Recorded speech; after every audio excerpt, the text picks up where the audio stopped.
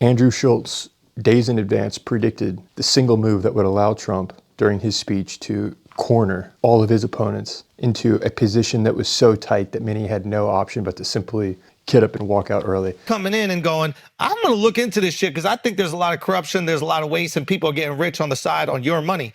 The second he says he's going to do that, you have this immediate, massive blowback on this guy. I don't think this is a common occurrence. Democrats simply leaving during the speech, mid-speech. It's not something I've ever seen. If just looking into something, there's pushback, you hiding something. I don't think it's pushback, though. Let me just, No, there's crazy pushback. No, it's not pushback. Regardless of how you feel about Trump, we can recognize the effectiveness of this single move. And once again, I look at the Democrats in front of me, and I realize there is absolutely nothing I can say to make them happy or to make them stand or smile or applaud. Nothing I can do. Where you call out the game that's being played, and then the opponents prove you right and act out that prediction and show it to the world. I could find a cure to the most devastating disease, and these people sitting right here will not clap, will not stand, and certainly will not cheer for these astronomical achievements. They won't do it, no matter what. This is kind of what I meant about we act out what we really believe and think more than what we actually say, the importance of nonverbal communication. The boats floating on the surface being the words. Our behavior reveals more of what we actually, who we are and what we believe. It's very sad, and it just shouldn't be this way.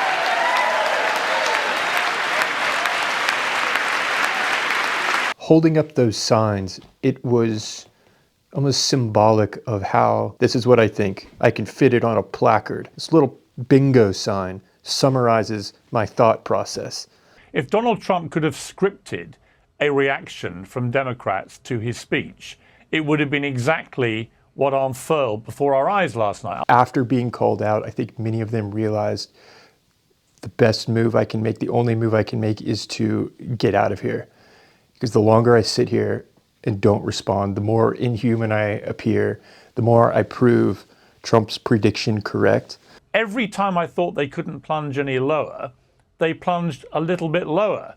And if you can't bring yourself to get up onto your feet and applaud a 13-year-old boy. I'm asking our new Secret Service Director, Sean Curran, to officially make you an agent of the United States Secret Service.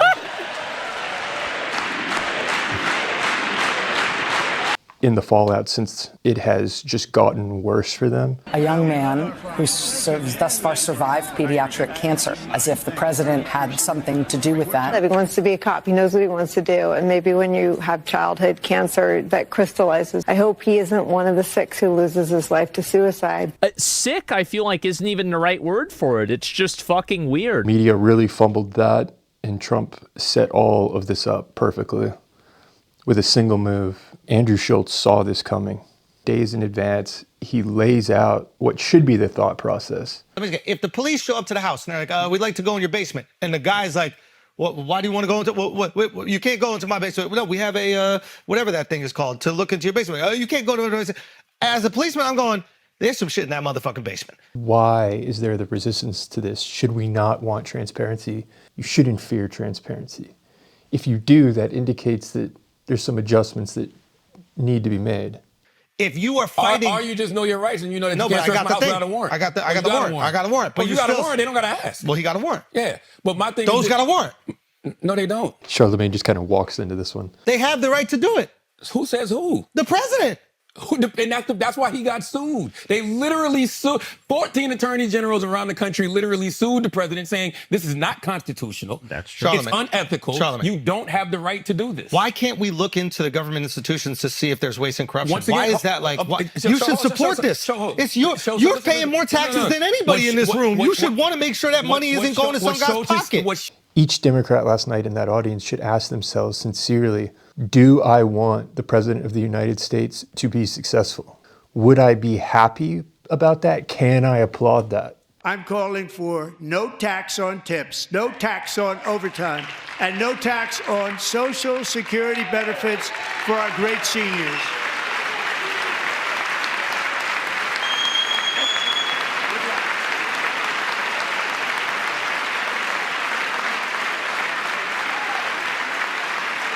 What we saw last night was something else.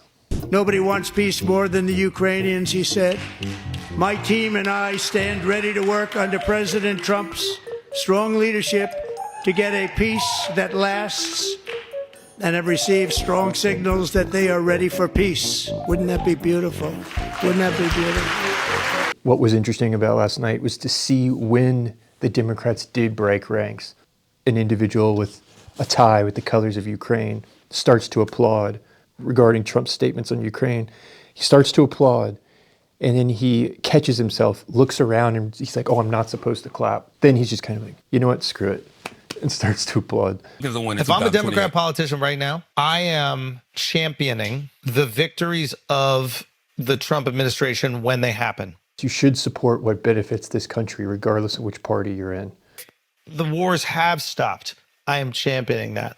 And I am messaging that I am not going to be this like partisan hack that's just going to ride the company line. What I'm going to do is when the other side gets something that's good, I'm going to fucking say that from my chest and say, we should have done that shit. That's fire. But that is not what we saw last night, unfortunately. What we saw last night was the opposite. And I think that that was more impactful than anything from that speech. And I'm telling you, all these disillusioned Democratic voters, myself included, are going to go, ooh, I like this guy over here. You hate the other side so much that you do not want to see them make any progress or achieve anything. There's no way that any Democrat in government right now believes there's no corruption, there's no inefficiency, there's no money wasted. I'm with you, but nobody's saying that. What we saw last night was blatant, stubborn pushback and refusal to acknowledge improvements or progress. If you're a Democrat as well, you should go, yeah, we should look into that. We should expose any corruption, Republican or Democrat. It sounds good on his face. I'm all for the government efficiency thing.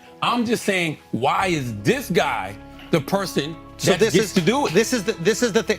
America should be ran by incompetent Americans, not incompetent fucking foreigners. But they voted the guy who gave this guy the power to do it. According to the data in 2023, 81 voting members of Congress were not born in America. Who's not an elected official, who's not even from this motherfucking country. Why does this guy have the authority? Who vetted him to say he's okay? And don't you think it's a little bit suspicious? But the president. But listen, the guy off screen points out the blatant reality that, well, the president did. But they voted the guy who gave this guy the power to do it. The American people right now, all-time low confidence in government institutions, right? We know that for a fact. We do not trust politicians. We don't trust government institutions at all. All-time low confidence.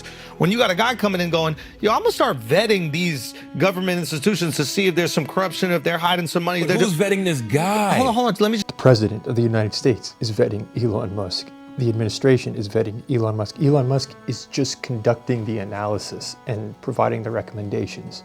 The decision is still on the president, though. What Doge was, we didn't know it was going to be like this. Pretty clear when it came to Doge what the intentions were, what they were trying to do. I think that it's more accurate to say that many people just didn't believe that they would actually do it. They just thought they were talking big for campaigning. But they told you exactly what they were going to do before. No, they didn't. Yes, they did. That's not true, Alex. That's not true. That's not true. There are people that really support this because they have no faith in these government institutions. They don't trust them, right? What I need Democrats to go is, instead of saying that these guys are assholes for doing that, the messaging should be, yes, we need to vet these things. They couldn't even applaud the little moments. Yes, the feel-good moments, the 13-year-old getting the honorary Secret Service award or whatnot. It's, why can't you just have that, having that humanity? For just this one night, why not join us in celebrating so many incredible wins for America? For the good of our nation, let's work together and let's truly make America great again. What Andrew Schulz is saying is the sensible way to look at this. The fact that it was so opposite of that makes this is just kind of snowballing and getting worse and worse. There's no winning this optically. It's really interesting to see the fallout. I don't care if you're on the left or the right. If you're a human being and that story doesn't just move you like a human being should be moved, there is something wrong with you. There was something wrong with those Democrats who didn't get up off their backside. There's something wrong with those MSNBC anchors. And it says an awful lot that they still pretend they are the caring ones, the compassionate ones.